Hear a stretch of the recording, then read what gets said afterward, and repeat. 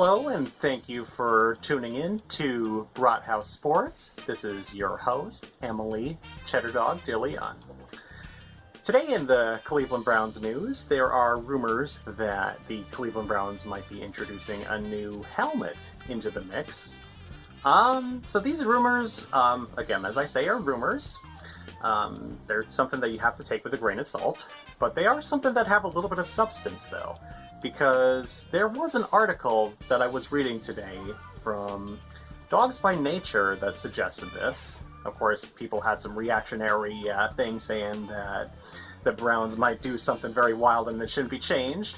But I'm very sure that the Cleveland Browns are going to be doing anything like changing the helmet from orange to pink or making it look like those weird alternate mini helmets that you might be seeing at the mall.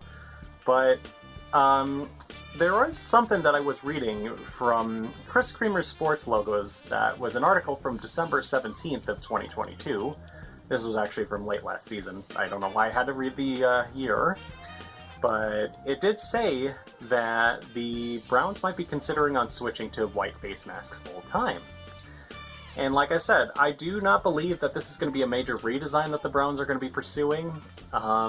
That's mainly because the NFL does have a policy that prohibits teams from switching their uniforms anywhere in the last less than 5 years. That's major changes. Minor changes, on the other hand, are not something that they regulate as heavily as major changes, like, say, switching colors, uniform jerseys, yada yada yada. But switching a color of the face mask, though, is actually something that is pretty viable for the Browns to do, since the primary helmet logo hasn't been changed since 2015. At that point in time, the Browns only did change the coloring of the main helmet from the shade of orange that they had previously to the brighter shade that they have now. This also includes switching the face mask from gray to brown. In this regard, I wouldn't be surprised that the Browns might be unveiling a new primary logo, that being obviously the new helmet design, which would be the unveiling of whether or not we would know if it's going to be a white face mask or not. So that's something we have to keep in notice on. And like I said, even if it wasn't something that would be a switch to white face mask, it could also be the addition of an alternate helmet. This is something that's actually been a trend that's been going on in the NFL since last season, since the one helmet rule has been revised, and now teams can choose a second helmet.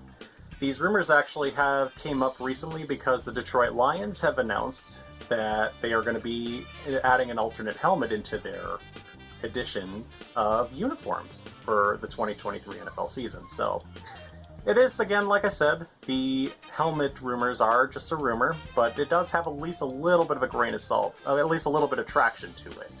So that's something you have to keep in mind. In other news, the Browns are seeking to be releasing safety John Johnson III before the league year begins on March 15th. This would be saving the Browns roughly between $9.5 to $9.75 million and will have to carry his salary until June 1st if the release happens within the next 2 weeks. The safety will be another position to work on and to aid Grant Delpit, in addition to working on improving pass defense, which obviously, as we know, that's been a bit of a pet peeve for the Browns in the last season. I mean, we've already seen quite a bit of the pessimism on social media. Otherwise, Deshaun Watson's $230 million contract is seeking to be restructured.